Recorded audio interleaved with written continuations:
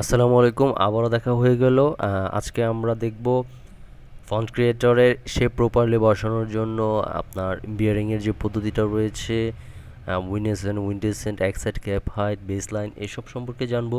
তার আগে আমি ছোট্ট করে বলে নিই, যদি আপনারা এতক্ষণ পর্যন্ত প্র্যাকটিস করে থাকেন তাহলে সুন্দর করে কন্ট্রোল এস চাপ দিয়ে ফাইলটাকে সেভ করে নিন। কেননা এখানে অটো সেভের কোনো পদ্ধতি নেই। যদি সেভ না করেন তাহলে মিস হয়ে যেতে পারে আপনার প্রথম প্রজেক্টের প্রথম ফাইলটি। তাই দ্রুততার সাথে ফাইলটি সেভ করে নিন। তো চলুন আমরা দেখে নিই আজকের ক্লাসটার বিস্তারিত বিষয়ে। সেই জন্য আমাকে কী করতে হবে, প্রথমত আমি একটা ফন্ট ডাউনলোড করেছিলাম ডিএফ ফন্ট থেকে। সেই ফন্টটা ওপেন করে আপনাদের দেখাবো সেই ফন্টটাতে কীভাবে রয়েছে, তাহলে আপনাদেরকে খুব সহজে স্বল্প সময়ের মধ্যে বোঝানো সম্ভব হবে ইনশাআল্লাহ। আমরা ওপেনে যাব, দেন এখান থেকে আমরা ডাউনলোডসে চলে যাব। ফাইন কার্টুন নামে একটি ফন্ট আমরা ডাউনলোড করেছিলাম। সেই ফন্টটাকে আমরা টাইপটাকে আমরা ওপেন করি।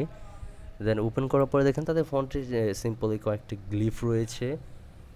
নো গ্লিফ, হ্যাঁ তারা নো ডিএফে তারা দিয়ে রেখেছে নো গ্লিফ। সেটা বিষয় না, চলুন আমরা একটু এই ফন্ট সম্পর্কে একটু স্টাডি করে নিই ছোটোখাটো পরিসরে। দেখুন এখানে তারা কীভাবে করেছে। তারা মূলত ফন্টটার টি যে শেপটা রয়েছে, টি শেপটা মানে আপার কেস যে শেপগুলো হয়, শেপগুলোর যে বটম লাইনটা থাকে একদম নিচে, সেটা মূলত বেস লাইন হয়ে থাকে। বেস লাইন, বেসমেন্ট বা বেস লাইন এ সম্পর্কে তো আমরা শব্দ শুনিয়ে হয়তো আইডিয়া করতে পারছি যে বেস কি। ঠিক আছে, এটার উপরে বেস করে মূলত শেপগুলো ক্রিয়েট হয়ে থাকে। তারপর এখানে এক্স হাইট রয়েছে, ক্যাপ হাইট রয়েছে। আমরা জানি যে ল্যাটিন স্ক্রিপ্টে মূলত দুই ধরনের ফন্ট রয়েছে, বর্ণমালা রয়েছে। আমরা সোজাভাবে যেটা বলে থাকি মূলত ছোট হাতের এবং বড় হাতের। তাই তো আসলে হাতটা বড় ছোট হয় না, আসলে অক্ষরটা বড় ছোট হয়।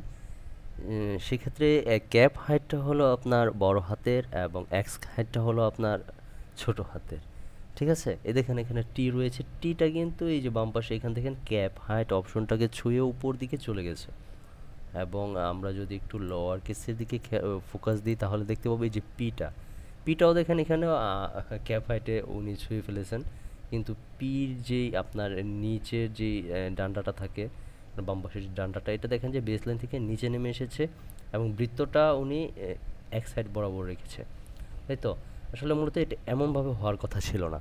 এটা মূলত এমন হওয়ার কথা ছিল না, এটা হওয়ার কথা ছিল যে এক সাইড যেটা রয়েছে এক সাইডটা হবে ক্যাপ হাইটের জায়গায়, এবং এখানে দেখতে গেলে ক্যাপ হাইটটা হবে এই যে টির মাথা বরাবর এই জায়গাটাতে। ঠিক আছে, আর বেজ লাইনটা মূলত ঠিকই আছে। আর বাম পাশ এবং ডান পাশে দুইটা দাগ দেখতে পাচ্ছি। এই দুইটা দাগ কীভাবে হয়, এই দুইটা দাগ মূলত হলো আপনার একটা বর্ণ থেকে আরেকটা বর্ণের মধ্যকার দূরত্ব। ঠিক আছে, এই বিয়ারিংটার মাধ্যমে নির্ধারিত হয়ে থাকে। যদি মনে করেন আপনি বাম পাশে এ বর্ণের ডান পাশে, সাপোজ ধরুন এই পি বর্ণের ডান পাশে যে স্পেসটা আপনি দিয়েছেন, এই স্পেস এবং টি বর্ণের বাম পাশে যে স্পেসটা দিয়েছেন, এই দুইটা স্পেস মিলে মূলত একটা বর্ণ থেকে আরেকটা বর্ণের স্পেসের দূরত্বটা নির্ধারিত হয়ে থাকে। যদি সাপোজভাবে আপনি যদি পিটি লিখে থাকেন, পিটি, এখন দেখেন পিটি এর মধ্যকার যে দূরত্বটা রয়েছে এই যে এখান থেকে এখান পর্যন্ত, এই দূরত্বটাই কিন্তু এখানে আপনি পাচ্ছেন পি এতটুকু এবং টি এখান থেকে এখান পর্যন্ত এই দূরত্বটা। এই দূরত্বটাকেও মূলত আপনার ওপেনটেপ ফিচার্সের মাধ্যমে অ্যাডজাস্ট করা হয়ে থাকে। কিন্তু প্রাথমিকভাবে আপনার ম্যানুয়ালি যদি অ্যাডজাস্ট করতে চান তাহলে সেটা মূলত এই যে বিয়ারিংটার মাধ্যমেই নির্ধারণ করতে হবে। এখানে মূলত তিনটা দাগ থাকে।